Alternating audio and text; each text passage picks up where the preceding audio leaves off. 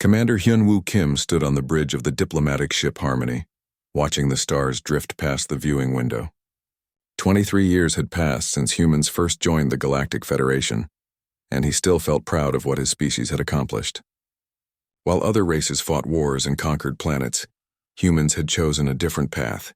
They were known across the galaxy as the Gentle Giants, the ones who solved problems with words instead of weapons. "Commander, we're getting another request," said Dr. So-Young Park, looking up from her communication panel. Her voice carried the same tired but satisfied tone that came from months of successful peace talks. "The ethereal lumens and the Zephyrite are fighting again over mining rights in the Vega system." Hyunwoo smiled.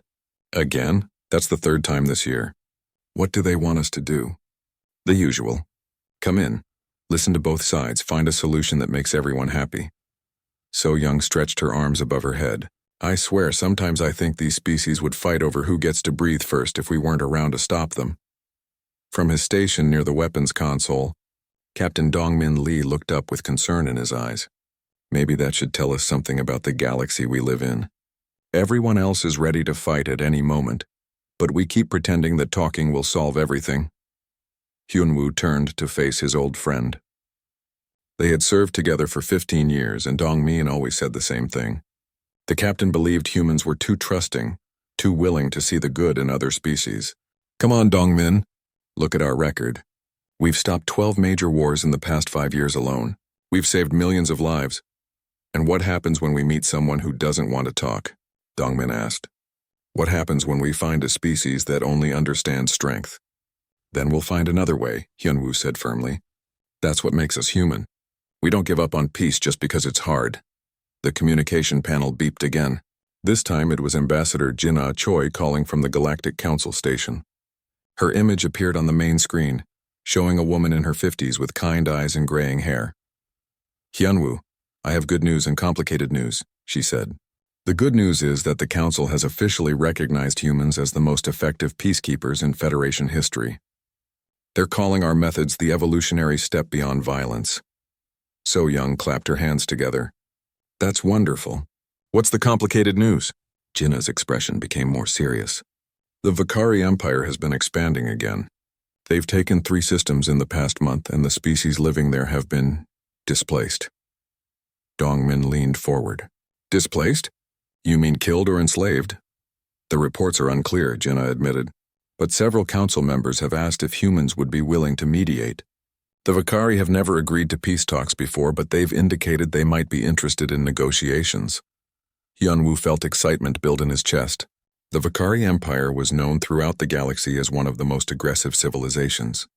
They were large reptilian creatures who had built their empire through conquest and force. If humans could bring them to the negotiating table, it would be their greatest achievement yet. "We'll do it," he said without hesitation. "When and where?" "They're still working out the details," Jinna replied. "But Hyunwoo, be careful.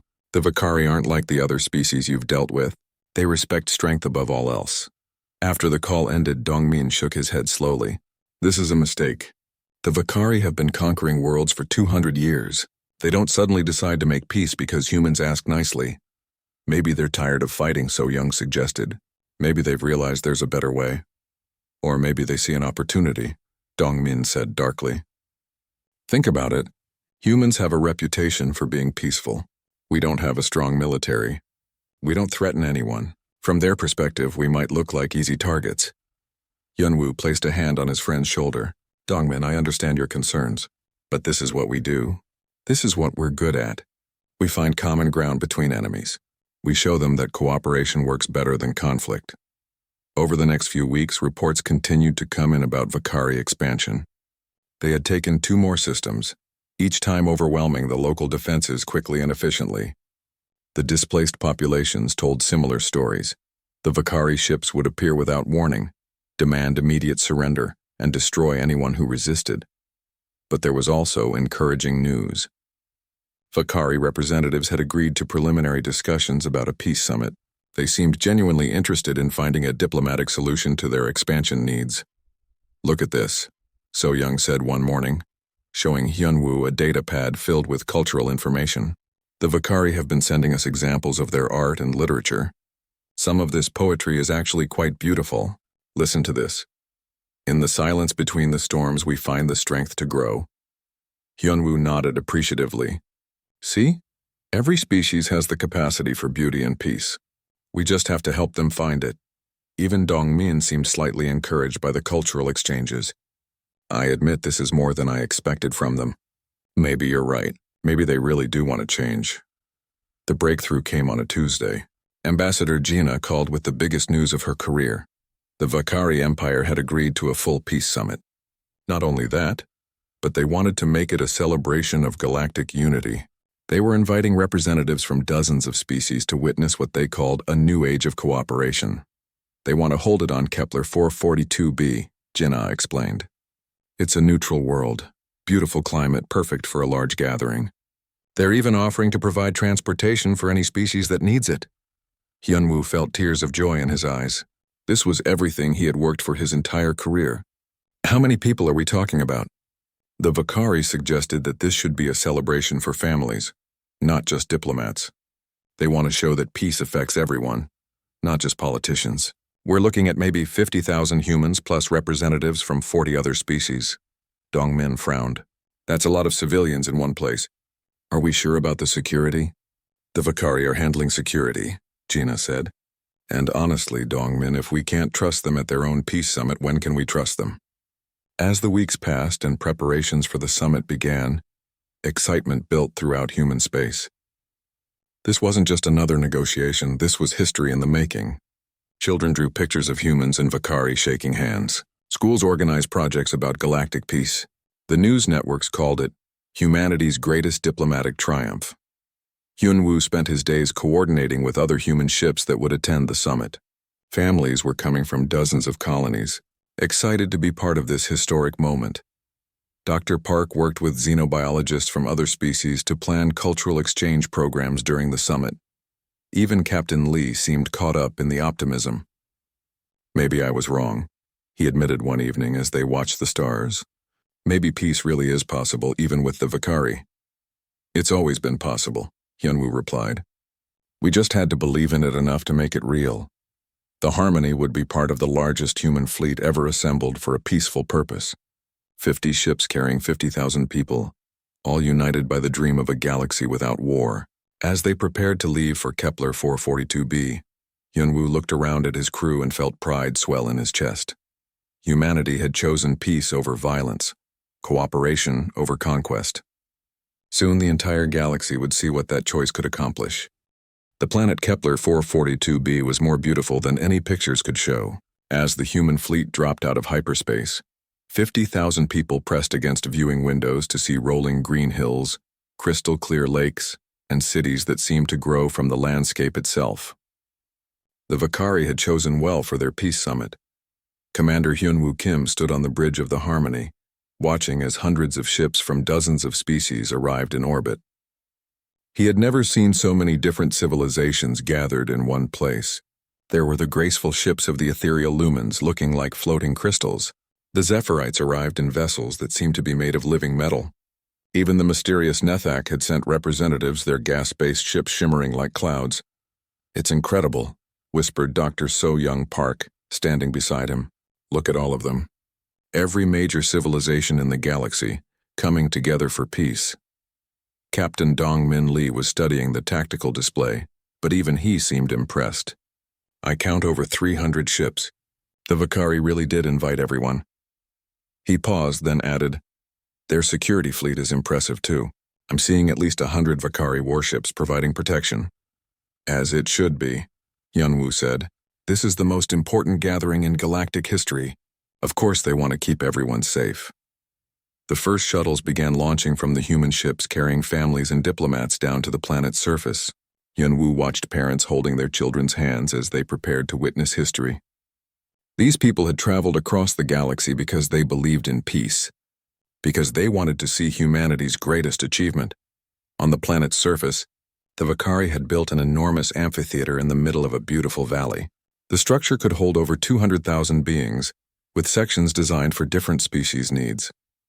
The Vakari had thought of everything: atmospheric controls for species that breathed different gases, gravity adjustments for those from high or low gravity worlds, even special seating for the energy-based Lumens Admiral Tae-hyun-yoon, the Vakari military leader, greeted the human delegation personally. He was over 8 feet tall, covered in dark green scales with intelligent yellow eyes that seemed to take in everything at once. When he spoke, his voice was deep and measured. "Commander Kim, Dr. Park, Captain Lee," he said, bowing his head slightly. "We are honored that so many humans have come to celebrate this new age with us. Your species has taught the galaxy much about the power of peaceful solutions." Yun-woo felt proud as he shook the Admiral's massive clawed hand. "Admiral Yoon, thank you for making this possible. This summit will change everything." "Yes," the Admiral agreed, his eyes gleaming. "It will change everything." Over the next few days, the planet filled with beings from across the galaxy. The humans set up cultural exhibits showing their art, music, and literature. Children from different worlds played together, learning each other's languages and games. Dr. Park spent hours talking with Vakari scientists and philosophers, discovering that they had a rich cultural heritage that few outsiders had ever seen. "Look at this," she said to Hyun-woo one evening, showing him a Vakari sculpture that seemed to capture the movement of wind in solid stone. "They're not just warriors. They're artists, poets, thinkers. No wonder they want to move beyond conquest." Scientist Hae-jin Nam, who specialized in xenobiology, was particularly excited by the Vakari cultural displays. "I've been studying their literature," she told anyone who would listen. "They have concepts of honor and beauty that are surprisingly similar to human ideals. This peace summit isn't just politics. It's recognition of shared values." Even the other alien species seemed caught up in the optimism. The ethereal lumens performed concerts of pure light and sound. The Zephirites created temporary sculptures that changed shape with the wind. The Nathak shared stories that appeared as glowing words in the air. General Woo Sung-kang, who had come out of retirement to see the historic event, walked through the gathering with wonder in his eyes. He had spent 40 years in the human military before switching to agricultural development, and he had never imagined seeing so many species cooperating peacefully. "You know," he said to Captain Lee as they watched human children playing with young Vakari, "maybe this is what evolution really looks like. Not stronger weapons or better armor, but the ability to see past our differences." Captain Lee nodded, though he still kept his eyes on the Vakari security forces. Something about their positioning bothered him, but he couldn't put his finger on what. They were very well organized, very professional. Perhaps too professional for a peace celebration. The days passed quickly. There were speeches about unity and cooperation. There were demonstrations of new technologies that different species could share. There were ceremonies honoring the victims of past wars and promising that such conflicts would never happen again. Ambassador Jinna Choi delivered what would later be remembered as her greatest speech. Standing before the massive crowd, with representatives from every major civilization listening, she spoke about the future she envisioned. "Today marks the dawn of galactic harmony," she said, her voice carrying across the amphitheater. "For too long we have seen each other as enemies or strangers. Today we choose to see each other as family. Today we choose to build instead of destroy, to heal instead of harm, to love instead of fear." The crowd erupted in cheers that lasted for nearly 10 minutes. Beings from dozens of worlds stood together, applauding the dream of lasting peace. Children waved flags from different civilizations. Adults wiped tears from their eyes. But in the Vakari Command Center, Admiral Yoon was giving very different orders to his subordinates. "All ships are in position?" he asked quietly. "Yes, Admiral. The cloaking fields have been active for 3 days. They suspect nothing. And the weapons we distributed as cultural artifacts, all activated and ready. The humans have been studying our art very carefully, just as you predicted." They never suspected that the sculptures contained targeting beacons. Admiral Yoon nodded slowly. The humans were exactly as intelligence reports had described.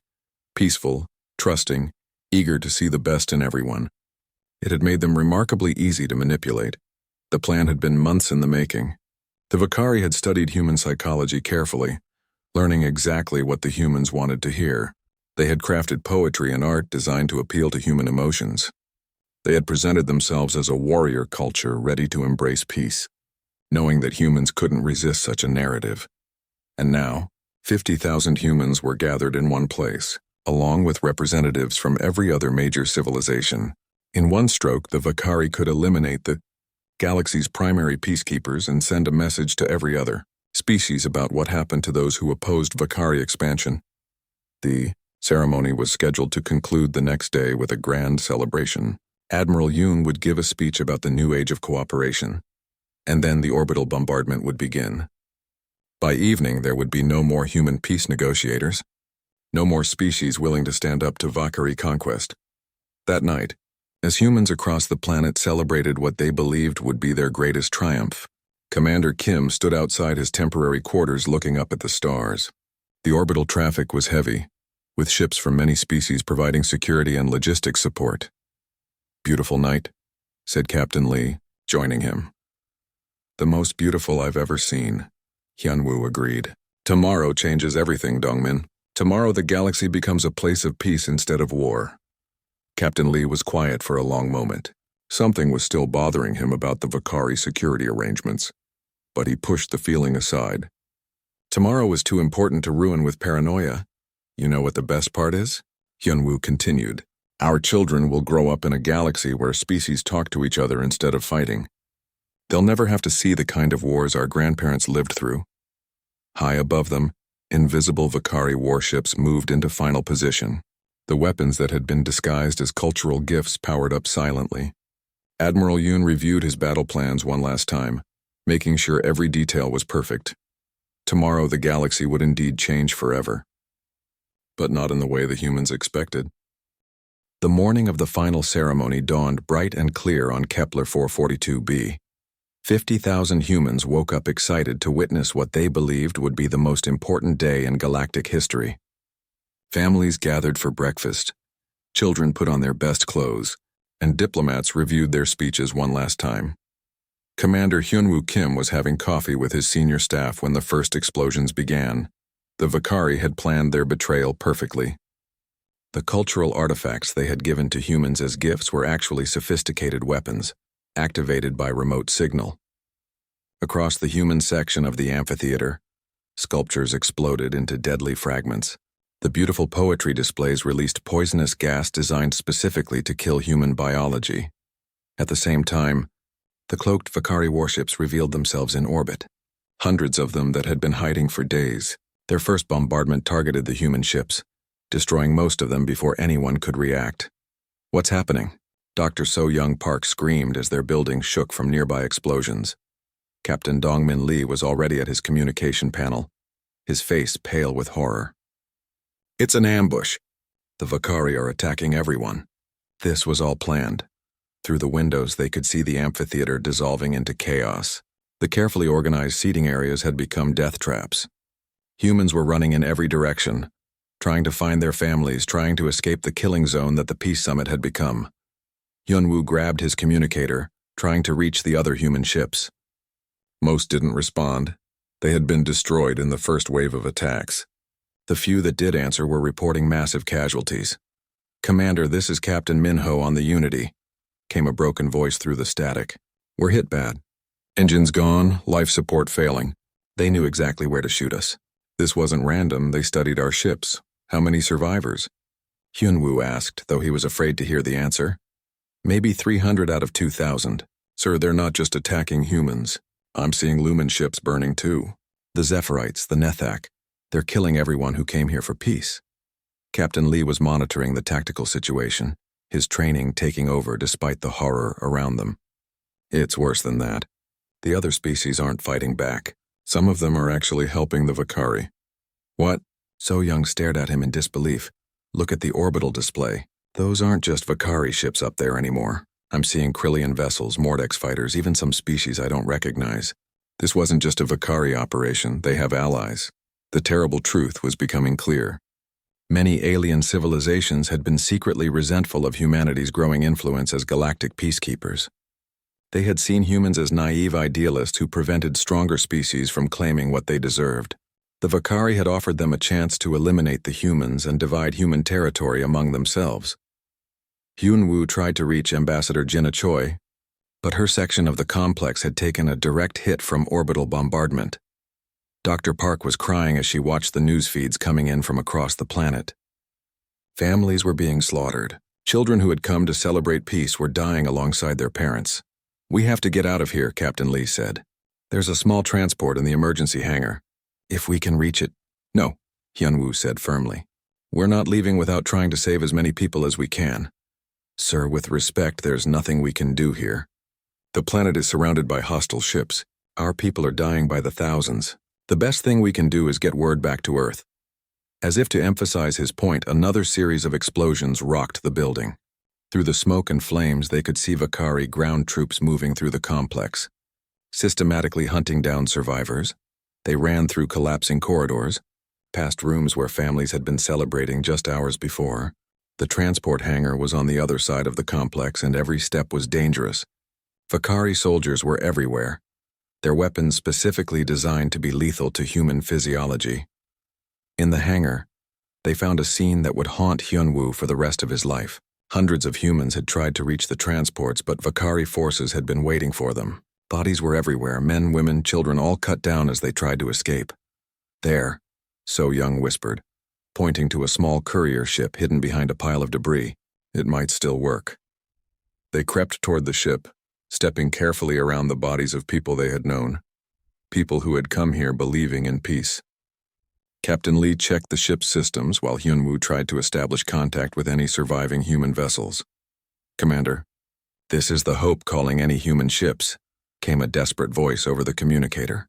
"We're the last transport trying to leave orbit. They're hunting us down one by one. Our engines are damaged. We won't make it to hyperspace. Hope, this is Commander Kim. How many survivors do you have?" "Maybe 200, sir. Mostly children from the school groups." "Commander, you need to know, before we die, you need to know the truth. The other species, the ones we've been helping all these years, they're working with the Vakari. They're celebrating this. They wanted us dead." The signal cut off as the Hope was destroyed. So Young was sobbing now, but she was also working frantically at the communication console. "I'm getting fragments from other locations. The ethereal lumens aren't fighting back. They're helping coordinate the attacks. The Zephyrite provided the cloaking technology. Even species we saved from extinction are helping to kill us." The small courier ship's engines came online. It wasn't much, but it might be fast enough to escape the blockade. Captain Lee took the pilot seat while Hyunwoo continued trying to contact other survivors. "Commander," came a weak voice over the long-range communicator. "This is Colonel Jae-won from the Military Escort Defender. We're badly damaged, but we're going to try to break through the blockade. If we don't make it, tell Earth. Tell them we were wrong about peace. Tell them the galaxy doesn't want to be saved." As they lifted off from the burning planet, Hyunwoo looked down at what had been the site of humanity's greatest hope. The amphitheater was a crater now.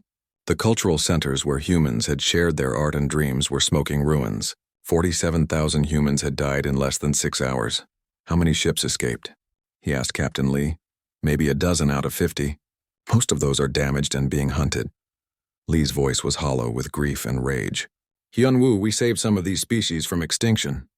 We stopped wars that would have killed millions of them, and they repaid us by helping to murder our families." As their small ship jumped to hyperspace, carrying news of the massacre back to Earth, the Vakari Admiral Tae-hyun Yoon was addressing the remaining alien representatives. His message was simple. Humanity had been eliminated as a galactic power. The age of peace was over. From now on, the strong would rule and the weak would serve. Most of the alien civilizations cheered this announcement. Back on Earth, President Minho Seo received the terrible news in his office. The man who had spent his entire career promoting diplomacy and peaceful cooperation sat in stunned silence as the reports came in. 47,000 civilians dead, humanity's entire diplomatic fleet destroyed, their most trusted allies revealed as traitors and murderers. General Woo Sung Kang, who had survived the massacre and managed to escape on one of the last transports, stood before the president with tears streaming down his face. "Sir, they planned this for months. They studied us, learned our weaknesses, figured out exactly how to hurt us the most. And the whole galaxy was in on it. What are our options?" President Seo asked quietly. "Honestly, sir, most of the galaxy thinks we're finished. They think humans are too soft to fight back, too committed to peace to seek revenge." General Kang wiped his eyes and stood straighter. "They're about to learn how wrong they are." "What do you mean?" "Mr. President, there's something about human history that the aliens never understood. We didn't become peaceful because we were weak. We became peaceful because we were too good at war. We stopped fighting because we were afraid of what we might do to each other. The general activated a holographic display showing installations across human space that most people had never seen. Military research facilities, weapons development centers, strategic reserves that had been maintained in secret for decades. We've been preparing for this possibility since we first left Earth. We hoped we'd never need these preparations, but we kept them just in case we met someone who only understood strength. President Seo looked at the display and felt something cold settle in his chest. For 23 years, humanity had chosen peace. They had helped other species, stopped wars, saved lives, and the galaxy had repaid them with the murder of 47,000 innocent people. General Kang, I want you to reactivate all military protocols. Contact Admiral Yeon Jung-han and tell her to come out of retirement, and send a message to every human colony, every human ship, every human citizen in the galaxy. What should the message say, sir? President Seo was quiet for a long moment, thinking about the families who had died believing they were making the galaxy a better place. Then he looked up with eyes that had lost all trace of the diplomat he had been.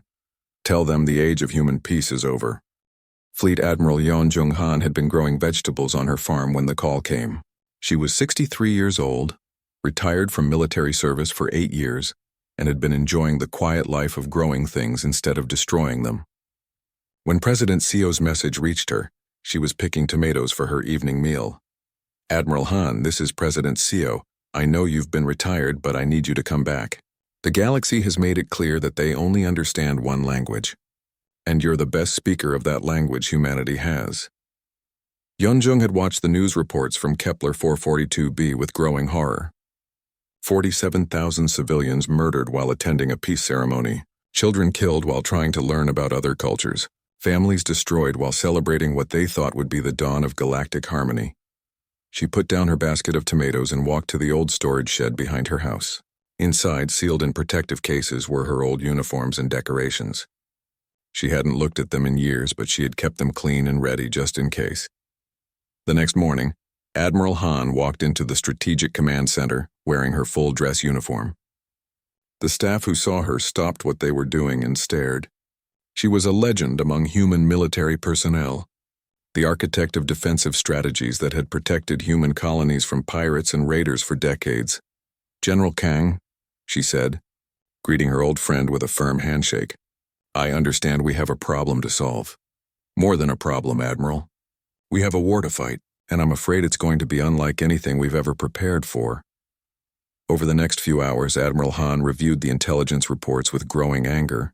The betrayal at Kepler 442b hadn't been a sudden decision by the Vakari. It had been planned for months, with the cooperation of dozens of other species. Races that humans had helped, civilizations that humans had saved from extinction, all working together to eliminate humanity as a galactic power. They think we're soft, she said quietly, studying the tactical displays. They think 23 years of peace have made us weak. Have they? Asked General Kang. Admiral Han smiled, but it wasn't a pleasant expression. Let's find out. The first target was obvious. The Vakari military base at Proxima Centauri, where Admiral Tae-Hyun Yoon was coordinating the continued hunt for human survivors. Intelligence reports suggested that Vakari forces were celebrating their victory. Confident that the scattered human ships posed no real threat, Commander Ji-hoon Bae had volunteered to lead the first strike force. He was young for such responsibility, only 32, but he had trained at the advanced military academies that most humans didn't know existed. His ship, the Retribution, was one of the new class of human warships that had been built in secret over the past 2 decades. Remember, Admiral Han told him during their final briefing, this isn't about revenge. This is about sending a message. We want them to understand that there are consequences for what they did. What kind of message, Admiral? That humans chose peace not because we were weak, but because we were strong enough to choose. They've taken that choice away from us. The Retribution dropped out of hyperspace at Proxima Centauri exactly 23 days after the massacre. Captain Yoon Seo Lim, the ship's fighter squadron commander, was the first to see the target, a massive Vakari space station surrounded by 24 warships. They're not even at battle stations, she reported to Commander Bae. They're completely relaxed. The Vakari had good reason to be confident. Their intelligence said that humans had no significant military forces, that human ships were designed for exploration and diplomacy, not warfare. They had never seen what human military technology actually looked like when it was designed to kill rather than explore. The battle lasted 23 minutes. The human weapons were unlike anything the Vakari had ever encountered. Instead of the energy beams or missile systems used by most galactic civilizations, human ships fired projectiles, chunks of metal accelerated to incredible speeds. The Vakari shields designed to stop energy weapons were useless against solid matter moving at a significant fraction of light speed. The first salvo from the Retribution went completely through a Vakari battleship, leaving a perfectly round hole from bow to stern. The second salvo hit the space station's central support structure, causing the entire facility to break apart. Captain Lim led her fighter squadron against the remaining Vakari ships, demonstrating tactics that no alien civilization had ever seen. Human fighters moved in coordinated patterns that confused enemy targeting systems. They used the debris from destroyed ships as cover, appearing and disappearing like ghosts. "This is impossible," Admiral Tae Hyun-yoon transmitted from his flagship as human fighters swarmed around it. "Our intelligence said humans had no military capability." "Your intelligence was wrong," Commander Bay replied calmly. "We had military capability. We just chose not to use it." "You changed that. The Vakari flagship lasted longer than the others, but not much longer." Human weapons tore through its armor like paper. When it finally exploded, there were no Vakari survivors in the Proxima Centauri system. News of the battle spread across the galaxy within hours. The species that had celebrated humanity's destruction suddenly realized they had made a terrible mistake. The humans weren't defenseless victims. They were a military power that had been holding back. Major Gunwoo Shin was leading ground operations on Vakari colonies, demonstrating the difference between human soldiers and the warriors of other species. Where alien armies relied on superior numbers or advanced energy weapons, human soldiers used tactics that had been developed over thousands of years of warfare on Earth. "They're not fighting like the other species we've conquered," a Vakari ground commander reported to his superiors. "They don't charge our defensive positions. They don't try to match our strength with strength. They hit us where we're weak, then disappear before we can respond." Intelligence Officer Ye-jin Oh was coordinating psychological warfare operations that were proving devastatingly effective. Humans understood fear better than most species realized. They had spent their entire history learning how to break enemy morale without necessarily killing them. "We're broadcasting recordings from Kepler 442b, she explained to Admiral. "And during a strategy meeting, we're showing them exactly what they did to our families. Then we're showing them what happens to Vakari military installations when we decide to respond." The effect was immediate. Vakari colonies began surrendering without a fight. Other species that had supported the massacre started sending desperate diplomatic messages, claiming they had been forced to cooperate with the Vakari against their will. But Admiral Han wasn't interested in their excuses. "Admiral, the ethereal lumens are requesting negotiations," General Kang reported. "They claim they only helped the Vakari because they were threatened." "Really?" Admiral Han's voice was cold. "Were they threatened when they helped target our children? Were they threatened when they celebrated the deaths of 47,000 civilians? What should we tell them? Tell them that the time for negotiations ended at Kepler 442b. Tell them that if they want to surrender unconditionally, we'll consider accepting. Otherwise, they can wait their turn." The speed of human military operations shocked the galaxy. Within 3 months, the Vakari Empire had lost half its territory. Human fleets appeared simultaneously across dozens of systems, each one demonstrating new aspects of human warfare that alien civilizations had never imagined. Captain Lim had become humanity's first ace, shooting down over 50 enemy fighters in personal combat.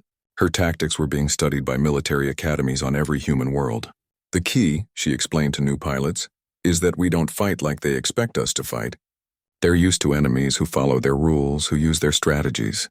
We write our own rules." The psychological effect was even more devastating than the military victories. For thousands of years, most galactic civilizations had seen warfare as a contest between equals, where the stronger side eventually won through superior force. Humans fought like predators, using intelligence and adaptation instead of brute strength. "They're not trying to conquer us.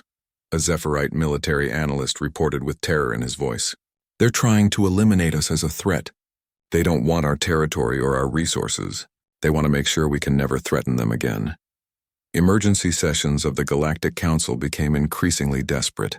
Species that had enthusiastically supported the elimination of human peacekeepers were now begging for someone to negotiate a ceasefire with the advancing human fleets. We made a mistake, the Krillian ambassador admitted during one session. We thought humans were weak because they chose diplomacy over warfare. We didn't realize they were choosing to be merciful. And now? Asked the Mordex representative. Now, we know what human warfare actually looks like when they stop being merciful. The final assault on Vakari Prime was scheduled for exactly 6 months after the massacre. Admiral Han had planned it as both a military operation and a demonstration to the rest of the galaxy. Every major news network would be watching as humanity showed what happened to species that made the mistake of murdering human civilians. Commander Bay's fleet approached the Vakari homeworld to find it defended by everything the Empire could assemble. Grand Admiral Subin Jian stood before the emergency session of the Galactic Council, wearing the uniform that had become the most feared sight in the galaxy. 6 months had passed since the Vakari Empire's complete collapse, and the other species were finally beginning to understand what they had unleashed.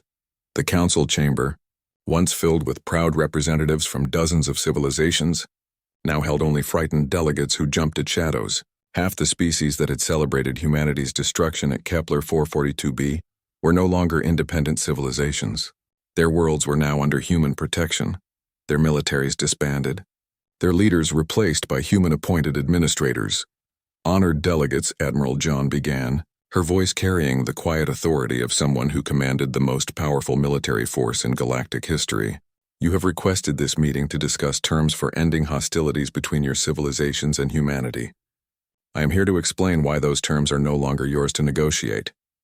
The ethereal lumen representative, a being of pure energy who flickered nervously in his containment field, spoke first. Admiral, surely we can find a peaceful solution to this conflict. Humans were once known for their diplomacy, their willingness to negotiate. Were we?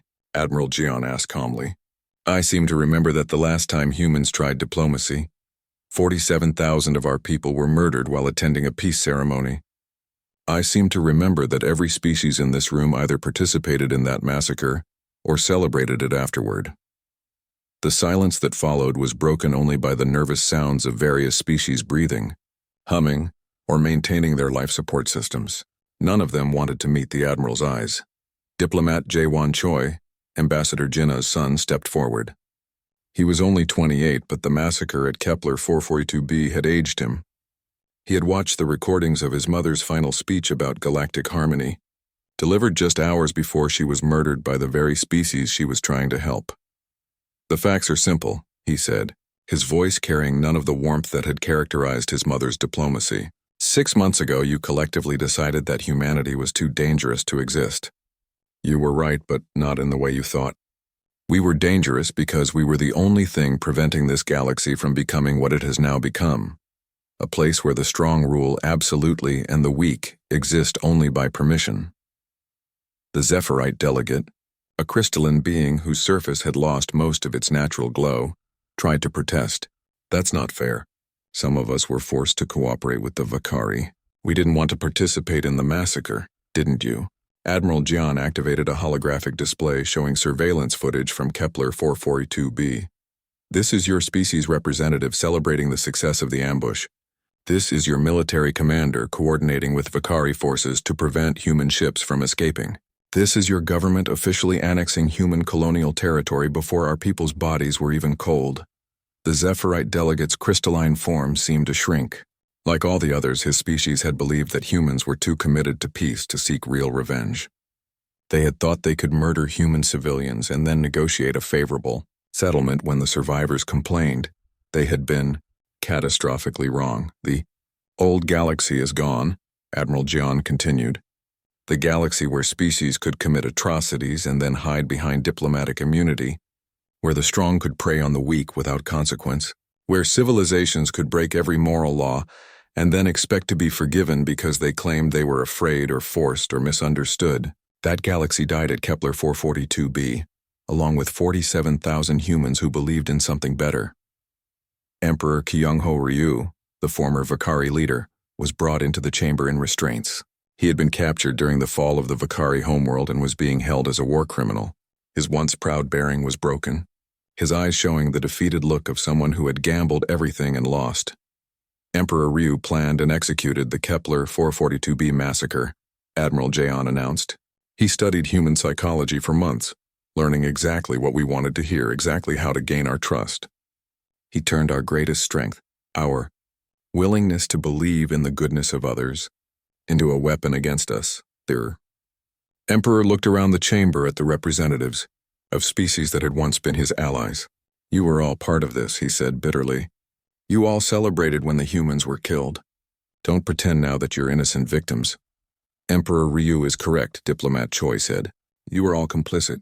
Some of you provided intelligence about human fleet movements. Others helped design the weapons used against our civilians. Many of you celebrated publicly when you thought we had been eliminated as a galactic power. The Mordex representative, an insectoid being whose species had provided cloaking technology for the ambush, tried to speak. We were wrong. We admit that.